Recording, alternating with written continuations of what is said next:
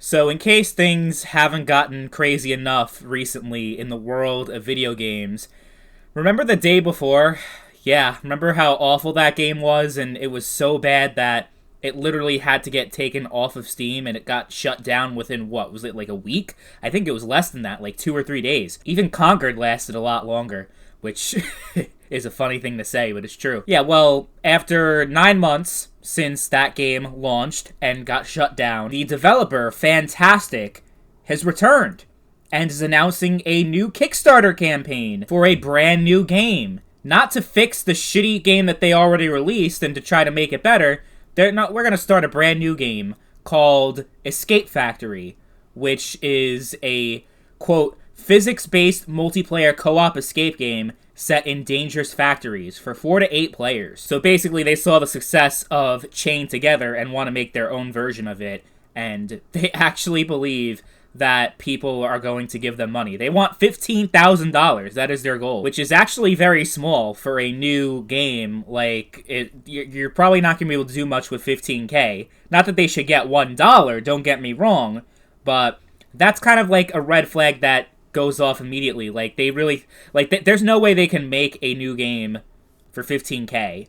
I don't know if this is like a multiple, like, how many people are involved in this, if it's just one guy in his garage that is Fantastic instead of an actual team of people. But yeah, what fucking balls to even come back in the first place after what they did with the day before and pretty much e-beg for more money. Like, straight up, if I have to choose between giving $15,000 to Fantastic or giving $15,000 to Darkside Phil, I will choose Darkside Phil every single time, because even he would be more deserving of the money. Look, I'm all for a good redemption story in video games. I think it would be great if they were able to turn their reputation around and actually come out with a really good game, but to just have the balls to ask for more money from the people who you fucked over and you didn't make them whole. I mean, I guess Steam did because they gave them refunds, but it's just like, that's on you.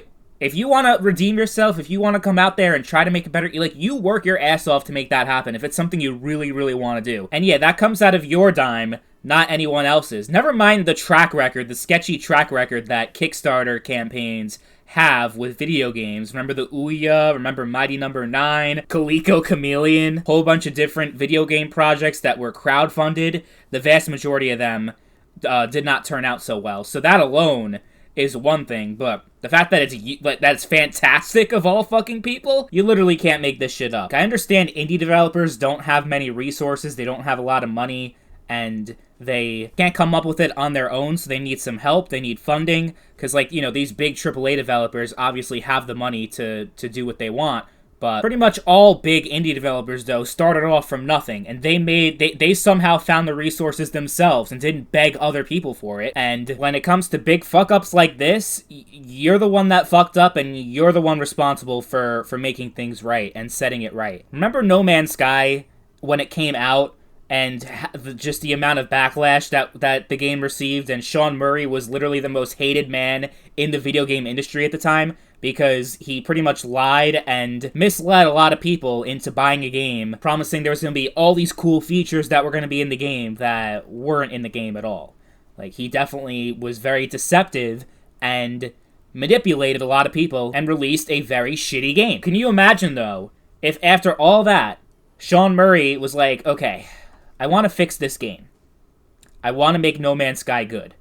But I need your money in order to do that. So I'm going to launch this Kickstarter campaign, whatever amount of money you can picture in your head, whether it's the $10,000 that these people are asking for, or $50,000, $100,000, whatever the amount, even if it's just like $20.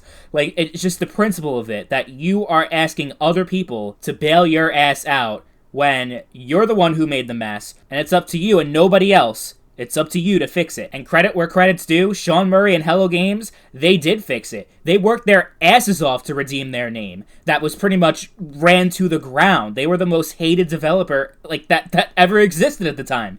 There was so much negative backlash, and it really seemed like there was no coming back from it. But they just kept busting their asses, grinding, coming out with all these different updates that they're still doing to this day, by the way. They are still making the game better 8 years later, and it doesn't seem like there are any signs of slowing down. So that if they do make another game when they do make another game, people are going to be like, you know what, they've earned my trust back and they've worked hard and they've done all this. But yeah, there's no way that if they did a crowdfunding, if Hello Games did a crowdfunding campaign, that No Man's Sky would be the game it is today. It would have died because people been like, fuck you, you know? But that hypothetical scenario, though, where Hello Games would have asked for money to fix No Man's Sky, would actually not even be as bad as the scenario as what's currently going on, because they're not trying to fix the game that they already made that fucked up. They want to be like, yep, we're just going to kill it, and we're going to start all over and make a new game. Like, I think that's even worse, because, like, there was a lot of people that were looking forward to the day before. They really wanted to play it, and they believed in it, and they put their hard-earned money into it, and what they got was what they got. So you're not going to care to make them whole. You're going to be like, you know, we're going to make this completely different game with a completely different setting and different genre and everything. Like, what balls? What fucking balls is what I have to say about that. They even released a PDF document talking about their commitment to being to being honest and having integrity and all these different things that you see right here. It's just a load of shit. Like, how are you going to trust them? So that's the other thing. Even if you do believe that they're, like, that they actually are trying to do the right thing, how do you, like, what makes you think, like, in the past, like, 9 months, they've somehow acquired the ability and knowledge to actually make a video game and know what the fuck they're even doing? Like, because, I mean, people call it a scam, and it could very well could have been a scam, but I think just straight up incompetence could have also been a factor. Like, that they just got way in over their heads. But, you know, it's on them, because they knew the game was what it was, and they released it anyway, so there's no sympathy either way, regardless of what it was or what happened. Someone even asked them about bringing back the day before, and they say they don't have the rights to it, which I don't know if that's entirely true, to be honest. I know that there was a different publisher. There was, they were called, Mytona. That was the name of the publisher, so it's a different company than Fantastic. So I guess it's possible that they don't have the rights to it, but I can't imagine it will cost a whole lot of money to get those rights. Like, if they're really dead set on setting things right, you know, the day before is not a valuable IP that would cost, like, tens of thousands of dollars, or probably not even that to acquire it. Like, you know, like, it's, I'm sure I could buy it if I want. But there really is no way of validating whether or not they themselves, Fantastic, own the IP for the day before or not. So, like, I'm just gonna not trust them by default and assume that something shady is going on, because, again, the fact that they were willing to release the game the way it was in the first place says a lot. And I actually got to play. I played their new game, and I have it uploaded on a different channel. I'll link the video in the description.